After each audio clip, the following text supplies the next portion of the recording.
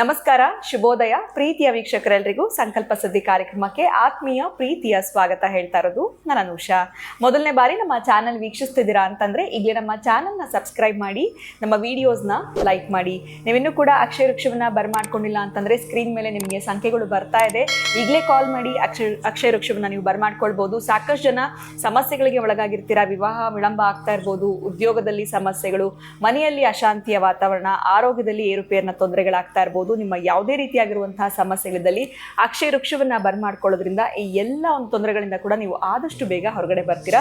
ಇನ್ನು ಪ್ರತಿ ಒಂದು ವಿಡಿಯೋಸ್ ಅಲ್ಲಿ ಕೂಡ ಸಾಕಷ್ಟು ಉಪಯುಕ್ತವಾಗಿರುವಂತಹ ವಿಚಾರಗಳು, ವೇದ, ಶಾಸ್ತ್ರ, ಪುರಾಣ, ಜ್ಯೋತಿಷ್ಯ, ವಾಸ್ತು, ಯಾವುದೇ ರೀತಿಯಾಗಿರುವಂತಹ ಸಮಸ್ಯೆಗಳಿದ್ದಲ್ಲಿ ಸರಳವಾಗಿರುವಂತಹ ಪರಿಹಾರಗಳಾಗಿರ್ಬೋದು, ರೆಮಿಡೀಸ್ನ ತಿಳಿಸ್ಕೊಡುವಂತಹ ಸ್ಪಿರಿಚುವಲ್ ಗುರು ಡಾಕ್ಟರ್ ವಿಷ್ಣುದತ್ತ ಗುರುಜಿಯವರಿದ್ದಾರೆ. ಬನ್ನಿ ಗುರುಗಳನ್ನ ಕಾರ್ಯಕ್ರಮಕ್ಕೆ ಬರ್ಮಾಡ್ಕೊಳ್ಳೋಣ. ನಮಸ್ತೆ ಗುರುಗಳೇ, ಕಾರ್ಯಕ್ರಮಕ್ಕೆ ಭಕ್ತಿಯ ಸ್ವಾಗತ.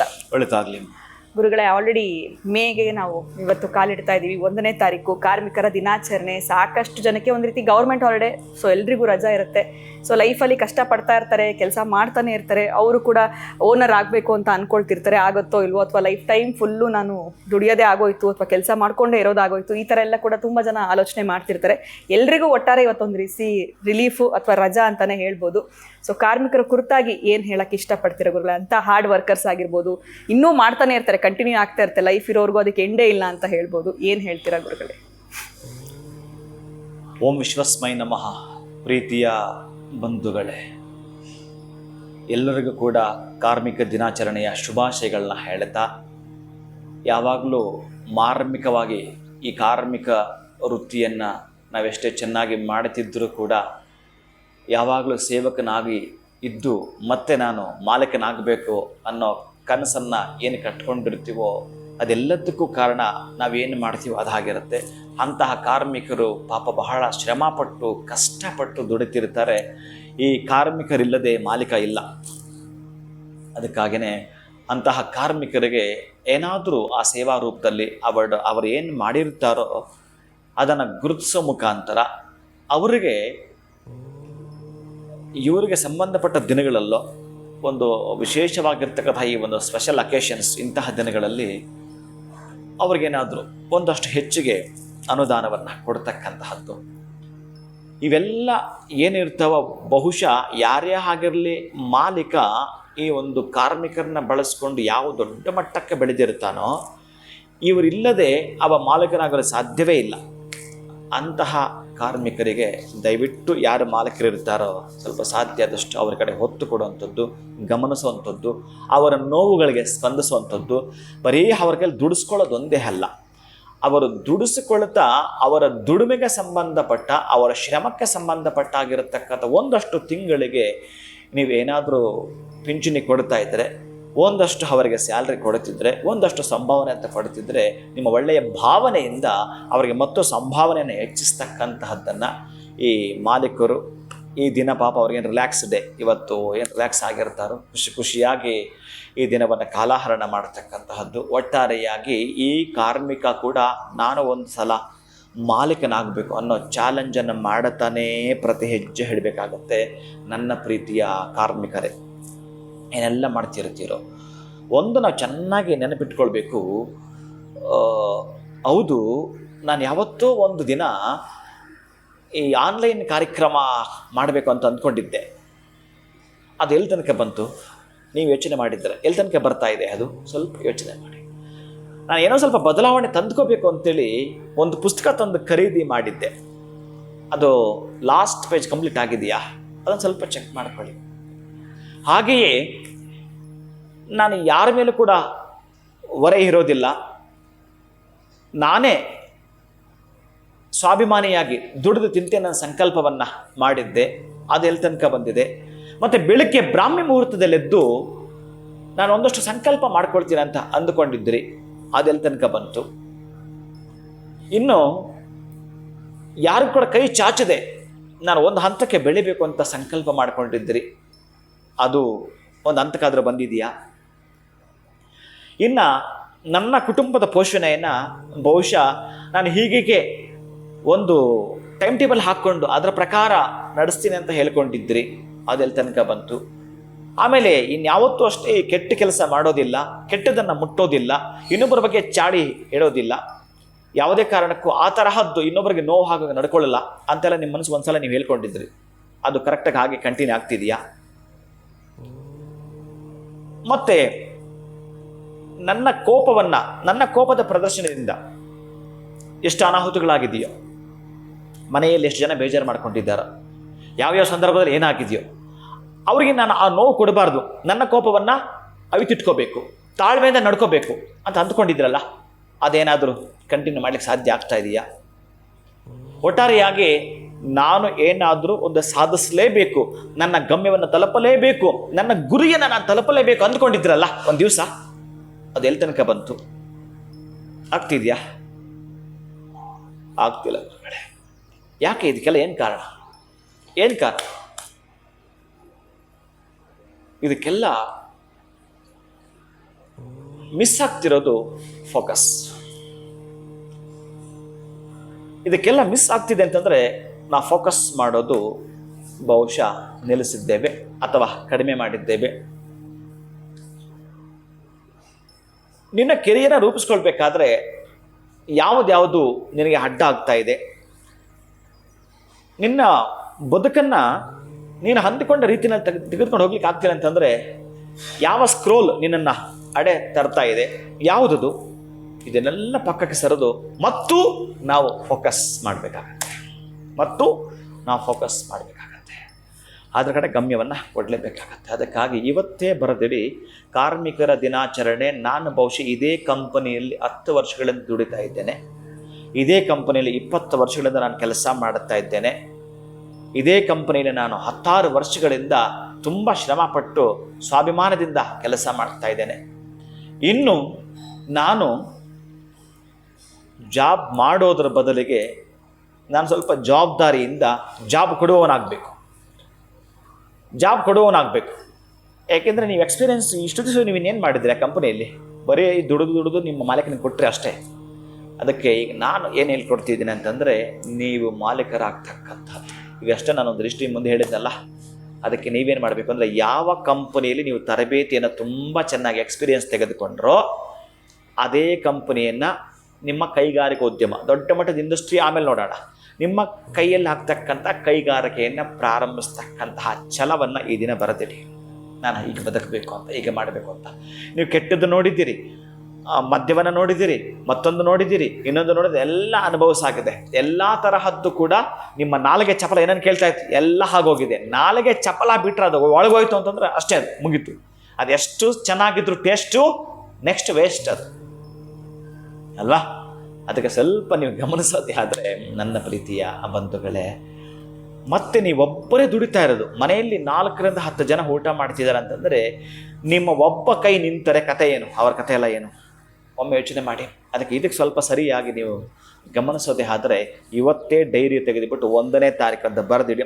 ನೆಕ್ಸ್ಟ್ ಬರ್ತಕ್ಕಂತಹ ಈ ಕಾರ್ಮಿಕರ ದಿನಾಚರಣೆ ಒಳಗಡೆ ನಾನೊಂದು 10 ಜನ ಕೆಲಸ ಕೊಡಬೇಕು, ಅಷ್ಟು ಸಣ್ಣ ಮಟ್ಟದ್ದಾದ ಕಂಪನಿ ಹುಟ್ಟಾಕಬೇಕು ಅಂತ ಸಂಕಲ್ಪ ಈ ದಿವಸ ಮಾಡಿ, ಅದು ಎಲ್ಲಾದರೂ ಒಂದು ಕಡೆ ಕುಳಿತುಕೊಂಡು ಏಕಾಂಗಿಯಾಗಿ ಹೆಂಗಿದ್ರೂ ಕೂಡ ಈ ದಿವಸ ನಿಮಗೆ ರಜೆ ಇರೋದರಿಂದ ಒಂದು ತೆಂಗಿನ ಮರದ ಕೆಳಗಡೆ ಅಥವಾ ಒಂದು ಆಲದ ಮರದ ಕೆಳಗಡೆ ಅಥವಾ ಒಂದು ಅರಳಿ ಮರದ ಕೆಳಗಡೆ, ಇವು ಸತ್ಯಲೋಕದ ದೇವವೃಕ್ಷಗಳಿವು. ಅದಕ್ಕಾಗಿ ಈ ವೃಕ್ಷದ ಕೆಳಗಡೆ ಕುಳಿತುಕೊಂಡು ನಿಮ್ಮ ಸಂಕಲ್ಪ ಮಾಡಿಕೊಳ್ಳಿ. ಸಂಕಲ್ಪ ಮಾಡುವಾಗ ಮನಸ್ಸಲ್ಲೇ ಪ್ರೇಯರ್ ಮಾಡಿ, ಮನಸ್ಸಲ್ಲಿ ಶಂಖ ತಂದುಕೊಳ್ಳಿ, ಮಹಾವಿಷ್ಣುವಿನ ಬಲಾಸ್ತದಲ್ಲಿರ್ತಕ್ಕಂಥ ಚಕ್ರವನ್ನು ಮನಸ್ಸು ತಂದುಕೊಳ್ಳಿ, ಅವನ ಎಡಹಸ್ತದಲ್ಲಿರ್ತಕ್ಕಂಥ ಪಾಂಚಜನ್ಯವನ್ನು ಎಡಗೈಗೆ ತೆಗೆದುಕೊಳ್ಳಿ, ಯೋಚನೆ ಮಾಡ್ತಾ ಬನ್ನಿ. ಹಾಗೆ ಶಂಖ ಚಕ್ರ ಮಹಾವಿಷ್ಣು ನೆನಪು ಮಾಡಿಕೊಳ್ಳುತ್ತಾ ಈ ಕೃಷ್ಣ ಸಾರಥಿಯಾಗಿರ್ತಾನೆ. ಯಾರಿಗೆ? ಅರ್ಜುನನಿಗೆ. ಯುದ್ಧ ಆಗುತ್ತೆ, ಯುದ್ಧ ಎಲ್ಲ ಆದ ಮೇಲೆ ಮತ್ತೆ ಈ ಕೃಷ್ಣನಿಗೆ ಸಾರಥಿ ಆಗ್ತಾನೆ ಅರ್ಜುನ. ನಾನು ಓಡಿಸ್ತೀನಿ ಕೃಷ್ಣ ಅಂತೇಳಿ ಆ ಕೃಷ್ಣ ಓಡಿಸ್ತಾನೆ. ನೋಡಿ, ಇವನು ಚಾಲಕನಾಗಿದ್ದ, ಈಗ ಇವನು ಮಾಲೀಕ, ಈಗ ಮತ್ತೆ ಅವನ ಮಾಲಕ ಇವನು ಚಾಲಕ. ನೋಡಿ ಎಷ್ಟು ಚೆನ್ನಾಗಿ ಬದಲಾಯಿತು. ಹಾಗೆ ನೀವುಗಳು ಕೂಡ ಭಗವಂತನನ್ನೇ ಚಾಲಕನಾಗಿ ಮಾಡಿಕೊಂಡ್ರು. ಭಗವಂತನ ಸೇವೆ ಮಾಡತಕ್ಕಂತಹ ನಾವು ಹೇಗೆ ಅಂತಂದ್ರೆ, ಭಗವಂತನ ಹೇಗೆ ಗೊತ್ತಾ, ಎಲ್ಲರೂ ಕೂಡ ಅವನ ಪಾದನ ಮುಟ್ಟಿ ನಮಸ್ಕಾರ ಮಾಡ್ಕೊಳ್ತಾರೆ. ಆದರೆ ಭಗವಂತ ಭಕ್ತರ ಪಾದನ ಮುಟ್ಟಿ ನಮಸ್ಕಾರ ಮಾಡ್ಕೊಳ್ತಾನಂತ್ರಿ. ಹೇಳ ಒಂದು ಸನ್ನಿವೇಶವನ್ನು ನಿಮ್ಮ ಮುಂದೆ. ಒಂದು ಸಲ ಈ ರುಕ್ಮಿಣಿ ಕೃಷ್ಣನಿಗೆ ಊಟವನ್ನು ಬಡಿಸಿರ್ತಾಳಂತೆ. ಇವರಿಬ್ಬರು ಯುದ್ಧ ಮುಗಿಸ್ಕೊಂಡು ಬಂದಿರ್ತಾರೆ. ಸ್ವಲ್ಪ ಆಯಾಸವಾಗಿರುತ್ತೆ ಅರ್ಜುನನಿಗೆ. ಸ್ವಲ್ಪ ನಾನು ವಿಶ್ರಾಂತಿ ಪಡ್ಕೊಳ್ತೀನಿ ಕೃಷ್ಣ ಅಂತೇಳಿ ಅವನು ಒಂದು ವಿಶ್ರಾಂತಿ ಗೃಹಕ್ಕೆ ಹೋಗ್ತಾನೆ. ಇನ್ನು ಕೃಷ್ಣ ಆ ಭೋಜನ ಕೊಠಡಿಗೆ ಬರ್ತಾನೆ. ಆ ಭೋಜನ ಕೊಠಡಿಗೆ ಬಂದಾಗ ರುಕ್ಮಿಣಿ ಅವನಿಗೆ ಉಣೆ ಬಡಿಸ್ತಿರ್ತಾಳೆ, ತಟ್ಟೆಗೆಲ್ಲ ಹಾಕಿರ್ತಾಳೆ. ನಮ್ಮ ಮನೆಗೆ ಅತಿಥಿ ಬಂದಿದ್ದಾರೆ ಕಣೆ ಇವತ್ತು. ಹೌದಾ, ಸರಿ ನಾನು ಕರ್ಕೊಂಡು ಬರ್ತೀನಿ ಅಂತ ಹೇಳಿ ಆ ರುಕ್ಮಿಣಿ ಹೋಗ್ತಾಳೆ. ಅರ್ಜುನ ಮಲಗಿರ್ತಾನೆ, ಗೊರಕೆ ಹಾಕ್ತಿರ್ತಾನೆ, ನಿದ್ದೆ ಮಾಡಿಬಿಟ್ಟಿರ್ತಾನೆ. ತುಂಬ ಚೆನ್ನಾಗಿ ಶೀಘ್ರವಾಗಿ ನಿದ್ದೆಗೆ ಜಾರಿಬಿಟ್ಟಿರ್ತಾನೆ. ಅವನ ಅರ್ಜುನನ ಪ್ರತಿ ರೋಮವೂ ಕೂಡ ಕೃಷ್ಣ ಕೃಷ್ಣ ಕೃಷ್ಣ ಕೃಷ್ಣ ಕೃಷ್ಣ ಕೃಷ್ಣ ಕೃಷ್ಣ ಅಂತ ಇರುತ್ತೆ.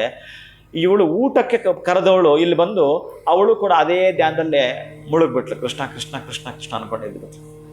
ಮತ್ತೆ ಅಲ್ಲಿಗೆ ನಾರದ ಬಂದ. ಎಲ್ಲಿಗೆ? ಕೃಷ್ಣನ ತಟ್ಟೆ ಹತ್ರ. ಕೃಷ್ಣ ಎಷ್ಟೊತ್ತಾಗಿದೆ, ತಟ್ಟೆಗೆ ಊಟ ಹಾಕಿ, ಅದ್ಯಾಕೆ ನೀನು ಊಟ ಮಾಡು ಅಂತ ಹೇಳ್ತಾನೆ. ಇಲ್ಲಪ್ಪ, ನಮ್ಮ ಮನೆಗೆ ಅತಿಥಿ ಬಂದಿದ್ದಾನೆ ಕಣೆ, ಆತನು ಕೂಡ ಬರಬೇಕು. ಹೌದಾ, ಯಾರದು? ಅರ್ಜುನ. ಸರಿ, ನಾನು ಕರ್ಕೊಂಡು ಬರ್ತೀನಿ ಅಂತೇಳಿ ನಾರದ ಹೋಗ್ತಾನೆ.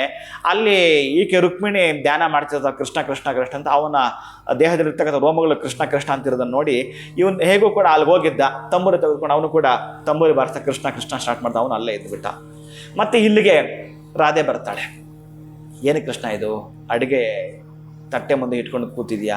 ನಮ್ಮ ಮನೆಗೆ ಅತಿಥಿ ಬಂದಿದೆ, ನಮ್ಮ ಊಟ, ಅವನು ಬಂದರೆ ನನ್ನ ಜೊತೆಗೆ ಊಟ ಮಾಡ್ತೀನಿ. ಓ ಹೌದಾ, ಸರ್ ನಾನು ಕರ್ಕೊಂಡು ಬರ್ತೀನಿ ಅಂತಾಳೆ. ಅವಳು ಬರ್ತಾಳೆ. ಅವಳು ಕೂಡ ಆ ರಾಧೆ ಕಡೆ ನೃತ್ಯ ಮಾಡಿಕೊಂಡು ಅಲ್ಲೇ ಇದ್ದೋಗ್ತಾಳೆ. ಯಾರು ಇವರೆಲ್ಲ ಹೋದವ್ರು ಒಬ್ಬರು ಬರಲಿಲ್ವಲ್ಲ, ಏನಾಗಿದೆ ಅಂತೇಳಿ ಕೃಷ್ಣನೇ ಎದ್ದು ಹೋಗ್ತಾನೆ. ಅಲ್ಲಿ ಇವರೆಲ್ಲ ಓಹೋ ಇವರು ಈಗಾಗ್ಬಿಟ್ಟಿದ್ದಾರಾ, ಒಂದು ದೊಡ್ಡ ಮಟ್ಟದ ಫಂಕ್ಷನ್ ಕ್ರಿಯೇಟ್ ಮಾಡ್ಕೊಂಡು ಇಲ್ಲಿ ಖುಷಿಯಾಗಿ ಇದ್ಬಿಟ್ಟಿದ್ದಾರಾ, ನನ್ನನ್ನು ಅಲ್ಲಿ ಕೂರಿಸ್ಬಿಟ್ಟು ಅಂತೇಳಿ ಅವ ಬಂದು ನೋಡ್ತಾನೆ. ಹತ್ರ ಬಂದು ನೋಡ್ತಾನೆ, ಕೃಷ್ಣ ಕೃಷ್ಣ ಕೃಷ್ಣ ಅಂತ ಅವನು ರೋಮ ಮಾತಾಡ್ತಾ ಇದೆ. ಅದನ್ನು ಹಾಗೇ ಈ ಅರ್ಜುನ ಪಾದ ಹತ್ರ ಕುಳಿತುಕೊಂಡು ಕೃಷ್ಣ ಅರ್ಜುನನ ಪಾದವನ್ನು ಒತ್ತುತ್ತಾ ಅವನ ಕೃಷ್ಣನ ಕಣ್ಣಲ್ಲಿ ನೀರು ಬರುತ್ತೆ. ಆ ಕಣ್ಣಿನ ನೀರು ಅವನ ಪಾದದ ಮೇಲೆ ಬಿದ್ದಾಗ ಎಚ್ಚರಾಗ್ಬಿಡ್ತಾನೆ. ಓ ಸ್ವಾಮಿ, ನೀವು ನೋಡಯ್ಯ, ನನ್ನ ನೀನು ಎಷ್ಟು ಪ್ರೀತಿಸ್ತಿದೀಯಾ, ನನ್ನ ನೀನು ಎಷ್ಟು ರೋಮದಲ್ಲಿ ಕೂಡ ನಾನೇ ಕಾಣಿಸ್ತಾ ಇದ್ದೀನಿ ನಿನ್ನ ಒಳಗಡೆ. ಇದನ್ನು ನೋಡಿ ನನಗೆ ಬಹಳ ತುಂಬ ಸಂತೋಷವಾಯಿತು, ತುಂಬ ತೃಪ್ತಿ ಆಯಿತು ಅಂತ ಹೇಳಿ ಭಗವದ ಮಮೇಕವಾಗ್ತಾನೆ. ಭಗವದ ಮಮೈಕವಾಗಿಬಿಡುತ್ತಾನೆ. ಇದನ್ನು ನಾನು ಯಾಕೆ ಹೇಳ್ತೇನೆ ಅಂತಂದರೆ, ತಲ್ಲೀನವಾಗ್ತಕ್ಕಂಥಅಂತಂದರೆ ಹಾಗೇನೆ ನಮ್ಮನ್ನೇ ಅವ ಪ್ರೀತಿಸಬೇಕು. ನಾವು ಪ್ರೀತಿಸಿರೋದನ್ನು ನೋಡಿ, ನಾವು ಸೇವೆ ಮಾಡಿರೋದನ್ನು ನೋಡಿ, ನಾವು ನಮ್ಮ ಕೃಪೆ ಮಾಡಿರೋದನ್ನು ನೋಡಿ ಅವ ತಲ್ಲೀನಾಗ್ಬಿಡ್ಬೇಕಂತೆ. ಈಗ ಹೋಟೆಲ್ ಒಬೇರಾಯ್ ಕೇಳಿದ್ದೀರಲ್ಲ, ನೀವೆಲ್ಲ ಕೇಳಿದ್ದೀರಿ, ಹೋಗಿದ್ದೀರಿ? ಹೋಟೆಲ್ ಒಬೇರಾಯ್ ಇದೆಯಲ್ಲ, ಅದೊಂದು ಸ್ವಲ್ಪ ಚುಟುಕ ಇದೆ, ಅದನ್ನು ಕೂಡ ತಿಳಿಸ್ಬಿಡ್ತೇನೆ. ಅದು ಕೃಷ್ಣ ಹಾಗೆ ಒತ್ತುತ್ತಾ ಅವನ ಜೊತೆಗೆ ಹೇಗೆ ತಲ್ಲಿನಾದ ಅಂದರೆ, ಭಕ್ತನನ್ನು ಭಗವಂತ ಹೇಗೆ ಹೋಲಿಸ್ತಾನೆ ಅಂತ, ಹಾಗೆ ಈ ಒಂದು ಕಾರ್ಮಿಕರನ್ನು ಮಾಲೀಕ ಹೇಗೆ ಹೋಲಿಸ್ಬೇಕು ಅಂತಕ್ಕಂಥದ್ದು ನಾವು ನಡ್ಕೊಳ್ಳೋದ್ರಲ್ಲಿ ಇದೆಯಂತೆ. ಅದಕ್ಕಾಗಿ ಈ ಒಬೇರಾಯ್ ಹೋಟೆಲ್ ಇದೆಯಲ್ಲ, ಅಲ್ಲಿ ಸೇವಕನ ಕೆಲಸ ಮಾಡ್ತಿರ್ತಾನೆ. ಈ ಹೇಳ್ತಾ ಹೆಸರು ನೆನಪು ಬಂದರೆ ಹೇಳ್ತೀನಿ. ಅಲ್ಲಿ ಕೆಲಸ ಮಾಡ್ತಿರ್ಬೇಕಾದ್ರೆ ಈ ಹೋಟೆಲ್ ಮೊದಲು ಬೇರೆ ಹೆಸರಿತ್ತು. ಅವನು ಎಷ್ಟು ಚೆನ್ನಾಗಿ ಸರ್ವಿಸ್ ಮಾಡ್ತಾ ಇದೆ ಅಂತಂದರೆ, ಸುಮಾರು 16 ವರ್ಷಗಳ ಕಾಲ ತುಂಬ ಪ್ರಾಮಾಣಿಕವಾಗಿ ಕೆಲಸ ಮಾಡಿದ್ದ ಇವ. ಅವನಿಗೆ ಊಟ ತಿಂಡಿ ಅಲ್ಲೇ ಇರ್ತಿತ್ತು. ಒಂದಷ್ಟು ಅವನಿಗೆ ಸಂಬಳವನ್ನು ಕೊಡ್ತಾ ಇದ್ದ, ಒಬ್ಬನೇ ಇದ್ದ. ಆ ಸೇವಕನಿಗೆ ಒಂದು ದಿವಸ ಮದುವೆ ಆಗತ್ತೆ. ಮದುವೆ ಆದ ಮೇಲೆ ಅವನಿಗೆ ಇವ ಕೊಡ್ತಾ ಇದ್ದದ್ದು ಸಿಂಗಲ್ ಆಗಿದ್ನಲ್ಲ, ಅಷ್ಟೇ ಸಂಬಳವನ್ನು ಮದುವೆ ಆದ ನಂತರವೂ ಕೂಡ ಮುಂದುವರಿಯುತ್ತೆ. ಆ ಗಂಡ ಹೆಂಡತಿ ಇಬ್ಬರು ಕೂಡ ಇವನೇನೋ ಹೋಟೆಲ್ ಊಟ ಮಾಡ್ಕೊಂಡು ಬರ್ತಾನೆ. ಮತ್ತೆ ಏನು ಬಂದಿರ್ತೋ ಆ ಸಂಪಾದನೆ ಅದರಲ್ಲೇ ಅವರಿಬ್ಬರು ಅಡ್ಜಸ್ಟ್ ಮಾಡ್ಕೊಂಡು ಜೀವನ ಮಾಡ್ತಿರ್ತಾರೆ. ಸಾಕಾಗ್ತಿರೋದಲ್ಲ. ರೀ, ನಿಮ್ಮ ಯಜಮಾನರು ಕೇಳಿ, ನಮಗೆ ಹೇಗಿದ್ರು ಕೂಡ ನೀವು ಮೊದಲು ಒಂಟಿ ಇದ್ರಿ, ಈಗ ಜಂಟಿ ಆಗಿದ್ದೀರಿ, ನಮಗೆ ಈಗ ಸಾಕಾಗೋದಲ್ಲ ಸಂಬಳ, ಸ್ವಲ್ಪ ಹೆಚ್ಚಿಗೆ ಕೇಳಿ ಅಂತ ಹೆಂಡತಿ ಹೇಳ್ತಾಳೆ. ನಾನು ಇಲ್ಲಿ ತನಕ ಕೇಳಿಲ್ಲ ನಮ್ಮ ಮಾಲೀಕರನ್ನು, ನಾನು ಯಾವತ್ತೂ ಕೇಳೋದಿಲ್ಲ ಅಂತ ಹೇಳ್ತಾಳೆ. ಹೌದಾ, ಏನು ಮಾಡಿದೆ, ಈಗ ನಮ್ಗೆ ಸಾಕಾಗಲ್ವಲ್ಲ, ಇರೋದ್ರಲ್ಲಿ ಅಡ್ಜಸ್ಟ್ ಮಾಡ್ಕೊಂಡು ಇರೋಣ ಅಂತ ಆ ಹೆಂಡತಿ ಹೇಳ್ತಾಳೆ. ಹಾಗೇ ನಡೆದು ಬಿಡುತ್ತೆ. ಒಂದು ದಿವಸ ಇವನಿಗೆ ಆ ಮಾಲೀಕನೇ ಪ್ರಶ್ನಿಸ್ತಾನೆ, ಅಪ್ಪ ನೀನು ಮದುವೆ ಆಗಿದ್ದಲ್ಲ ಕಣಯ್ಯ, ನಿನಗೆ ಈಗೆಲ್ಲ ಚೆನ್ನಾಗಿದೆಯಾ, ಸರಿ ಹೋಗಿದೆಯಾ, ಗಂಡ ಹೆಂಡತಿ ಚೆನ್ನಾಗಿದ್ದೀರಾ ಅಂತ ಕೇಳ್ತಾನೆ. ಹಾಂ ಚೆನ್ನಾಗಿದ್ದೀವಿ ಸ್ವಾಮಿ, ಚೆನ್ನಾಗಿದ್ದೀವಿ. ನಿನ್ನ ಸಂಪಾದನೆ ಸಾಕಾಗ್ತಿದೆಯಾ? ಆವಾಗ ಹೇಳ್ತಾನೆ, ನಮ್ಮ ಹೆಂಡತಿ ನಿಮ್ಮನ್ನು ಸುಮಾರು ಒಂದು 10 ವರ್ಷಗಳ ಹಿಂದೆಯೇ ಕೇಳಿದ್ಲು, ಏನಾದ್ರು ಸ್ವಲ್ಪ ಸಂಭಾವನೆ ಕೊಡೋಕ್ಕೆ ಕೇಳು, ಸ್ವಲ್ಪ ಹೆಚ್ಚು ಕೊಡೋಕ್ಕೆ ಕೇಳು ಅಂತ. 10 ವರ್ಷ ಹಿಂದೆಯೇ ಹೇಳಿದ್ಲಾ? ಮತ್ತು ನೀನು ಯಾಕೆ ನನ್ನ ಹತ್ರ ಹೇಳಿಲ್ಲ? ನನಗಷ್ಟು ಧೈರ್ಯ ಇಲ್ಲ ಸ್ವಾಮಿ ನಿಮ್ಮ ಬಳಿ ಹೇಳೋ ಅಷ್ಟು. ನಾನು ಯಾವಾಗಲೂ ಅಷ್ಟು ನಿಮ್ಮ ಸೇವೆ ಮಾಡೋದಷ್ಟು ನನಗೆ ಗೊತ್ತು, ಇನ್ನು ಉಳಿದಾಗ ನನಗೇನು ಗೊತ್ತಿಲ್ಲ ಅಂತ ಹೇಳ್ತಾನೆ. ಸರಿ ಕಣಪ್ಪ, ನಿನ್ನ ಹತ್ರ ಈಗ ನಾನು ಈ ಹೋಟೆಲ್ ಮಾರಬೇಕು ಅಂದ್ಕೊಂಡಿದ್ದೀನಿ, ಈ ಹೋಟೆಲ್ ನೀನು ತೆಗೆದುಕೊಳ್ತೀಯಾ ಅಂತ ಮಾಲೀಕ ಈ ಕಾರ್ಮಿಕನಿಗೆ ಕೇಳುತ್ತಾನೆ. ಆವಾಗ ಸ್ವಾಮಿ, ನೀವು ಕೊಡೋ ಸಂಬಳದಲ್ಲಿ ನಮ್ಗೆ ಊಟಕ್ಕೆ ಸಾಕಾಗಲ್ಲ ಅಂದರೆ ನಾನು ಈ ಹೋಟೆಲ್ ತೆಗೆದುಕೊಳ್ಳೋದ ಹೇಗೆ ಸ್ವಾಮಿ? ಸಾಧ್ಯವೇ ಇಲ್ಲ. ಇಲ್ಲ, ಅದೇನು ಮಾಡ್ತೀಯ ಮಾಡಿ, ನಿನ್ನ ಹತ್ರ ಎಷ್ಟಿದೆ ಅಷ್ಟು ಕೊಡು ನನಗೆ, ಎಷ್ಟಿದ್ರೆ ಅಷ್ಟೇ ಕೊಡು ನನಗೆ, ಈ ಹೋಟೆಲ್ ನೀನು ತಗೋ ಅಂತ ಹೇಳ್ತಾನೆ. ಮನೆಗೆ ಹೋಗ್ಬಿಟ್ಟು ಚರ್ಚೆ ಮಾಡ್ತಾನೆ. ಮನೆಗೆ ಹೋಗಿ ಚರ್ಚೆ ಮಾಡಿದಾಗ ಅವನ ಹೆಂಡತಿ ಇರ್ತಕ್ಕಂಥ ಆಭರಣ, ಅವನದಷ್ಟು ಇಡುಗಂಟು ಎಲ್ಲ ತಂದು ಇಲ್ಲಿ ಇಡ್ತಾನೆ. ಅವನು ಇರ್ತಕ್ಕಂತಹ ಒಂದು ಸಂಬಳ ಕೊಟ್ಟಿದ್ದಲ್ಲ ಹೋದ ತಿಂಗಳು, ಆ ಸಂಬಳದ ನಾಣ್ಯವನ್ನು ಕೂಡ ಅಲ್ಲಿ ತಂದಿಡ್ತಾನೆ. ಆ ಬಂಗಾರದ ಅಡ ಇಟ್ಟು ಬಂದಿರೋ ಹಣವನ್ನು ಅಲ್ಲಿ ಇಡ್ತಾನೆ. ನನ್ನ ಹತ್ರ ಇಷ್ಟೇ ಸ್ವಾಮಿ ಇರೋದು, ನನಗೆ ಇದು ಬಿಟ್ಟು ಏನಿಲ್ಲ ಅಂತ ಹೇಳ್ತಾನೆ. ಅವನು ಸದಾಕಾಲ ಸ್ಮರಣೆಯೊಂದಿಗೆ ಈ ಸೇವೆ ಮಾಡಿದ್ದರಿಂದ ಆ ಒಂದು ಕಾರ್ಮಿಕನಿಗೆ ಈ ಹೋಟೆಲ್ನ ಮಾಲೀಕ ಅದರಲ್ಲಿ ಒಂದು ನಾಣ್ಯವನ್ನು ಅಷ್ಟೇ ತೆಗೆದುಕೊಂಡು ಇದೆಲ್ಲ ಅವರಿಗೆ ಕೊಟ್ಟು ಈ ಹೋಟೆಲ್ನ ಅವನ ಹೆಸರಿಗೆ ಬರೆದಾಕಿರ್ತಾನೆ. ಇಷ್ಟೊತ್ತು ಕೂಡ ಕೆಲಸ ಮಾಡ್ತಿದ್ನಲ್ಲ, ಸೇವಕನಾಗಿ ಇಷ್ಟು ವರ್ಷ ಕೆಲಸ ಮಾಡಿದ್ನಲ್ಲ, ಅವನ ಹೆಸರೇ ಒಬೇರಾಯ್ ಅವನ ಹೆಸರು. ಇದಕ್ಕೆ ಮೊದಲು ಬೇರೆ ಇತ್ತು. ಆ ನಂತರ ಈತ ಸರ್ವೀಸು ಮತ್ತು ಇನ್ನೊಂದು ನೋಡಿ, ದೇವನ ಅವನಿಗೆ ಯಾವ ಕೃಪೆ ಕೊಟ್ಟನ ಗೊತ್ತಿಲ್ಲ. ಅಲ್ಲಿಂದ ಹೋಟೆಲ್ ಒಬೇರಾಯ್ ಅಂತ ಪ್ರಾರಂಭ ಆಯಿತು. ಮಾಲೀಕನೇ ನಾನು ಆಗಬೇಕು ಅನ್ನೋದೇ ನಿಮ್ಮ ಸಂಕಲ್ಪ ಆಗಿದ್ದರೆ ನಿಮ್ಮ ಕಾರ್ಮಿಕ ದಿನಾಚರಣೆ ಒಂದು ಸಂಕಲ್ಪ ಮಾಡಿಕೊಳ್ಳಿ. ಶಂಖ ಚಕ್ರವನ್ನು ನೆನಪು ಮಾಡಿಕೊಳ್ಳಿ, ಮಹಾವಿಷ್ಣು ನೆನಪು ಮಾಡಿಕೊಳ್ಳಿ, ಅರಳಿ ಮರದ ಕೆಳಗಡೆ ಕುಳಿತುಕೊಂಡು, ಆಲದ ಮರದ ಕೆಳಗಡೆ ಕುಳಿತುಕೊಂಡು, ತೆಂಗಿನ ಮರದ ಕೆಳಗಡೆ ಕುಳಿತುಕೊಂಡು ಒಂದು ಪ್ರಾರ್ಥನೆ ಮಾಡಿ. ಈ ದಿವಸ ನೀವು ನಿಮ್ಮದಾಗಿರೋದ ಗಮ್ಯವನ್ನು ತಲುಪತಕ್ಕಂತಹ ದಿನವಾಗಲಿ. ಆಯುರಾರೋಗ್ಯ ಐಶ್ವರ್ಯಾವಿ ವೃದ್ಧಿರಸ್ತು. ಮತ್ತು ನಾನು ನಿಮ್ಮಲ್ಲ ಕೇಳ್ಕೊಳ್ತಕ್ಕಂತಹದ್ದು, ನಿಮ್ಮದಾಗಿರತಕ್ಕಂಥ ದಾರಿ ರಹದಾರಿಯಾಗಿ, ರಾಷ್ಟ್ರೀಯ ಹೆದ್ದಾರಿಯಾಗಿ ಹೋಗಬೇಕಾದರೆ ನಿಮ್ಮ ಆಲೋಚನೆ ಸ್ವಲ್ಪ ಬದಲಾವಣೆ ಇರಲಿ ಅಂತ ಹೇಳ್ತಾ ಮತ್ತೊಮ್ಮೆ ನಿಮಗೆಲ್ಲರೂ ಕೂಡ ಕಾರ್ಮಿಕ ದಿನದ ಶುಭಾಶಯಗಳು. ಧನ್ಯವಾದಗಳು ಗುರುಗಳೇ. ಬಹಳ ಅದ್ಭುತವಾಗಿರುವಂಥ 2 ಕಥೆಗಳನ್ನು ಹೇಳಿದ್ರಿ. ಜೊತೆಗೆ ಯಾವುದೇ ಕಾರ್ಮಿಕನಿಲ್ಲದೆ ಮಾಲೀಕನಾಗಕ್ಕೆ ಸಾಧ್ಯ ಇಲ್ಲ ಅಂತ ಹೇಳಿದ್ರಿ. ನಾವು ಕೂಡ ಕಾರ್ಮಿಕರಿಂದ ಮಾಲೀಕನಾಗಬೇಕಂದ್ರೆ ನಮ್ಮ ಫೋಕಸ್ ಅನ್ನುವಂಥದ್ದು ಯಾವ ರೀತಿ ಇರಬೇಕು ಅಂತ ತಿಳಿಸ್ಕೊಟ್ರಿ. ಆ ಕೃಷ್ಣ ಅರ್ಜುನನ ಕತೆ ಕೂಡ ಭಾಳ ಅದ್ಭುತವಾಗಿತ್ತು. ಅದರ ಜೊತೆಯಲ್ಲಿ ಈಗ ಎಲ್ರಿಗೂ ಒಂದು ರೀತಿ ಮೋಟಿವೇಶನ್ ಬಂತು ಅಂತಲೇ ಹೇಳ್ಬೋದು. ಈ ಹೋಟೆಲ್ನ ಕತೆ ಕೇಳಿದ್ಮೇಲೆ ಎಷ್ಟು ವಿಚಾರಗಳು ತಮ್ಮಲ್ಲಿ ಇದೆಯೋ ಒಂದು ಬಂಡಲ್ ಗೊತ್ತಿಲ್ಲ. ಒಂದೊಂದು ವಿಚಾರಗಳಂತೂ ನಮಗೆ ಕೇಳುವಂಥ ಭಾಗ್ಯ ಪುಣ್ಯ ತಮ್ಮಿಂದ ಅಂತಲೇ ಹೇಳ್ಬೋದು. ಧನ್ಯವಾದಗಳು ಗುರುಗಳೇ. ನಮಸ್ಕಾರ. ಹರೇ ಶ್ರೀನಿವಾಸ.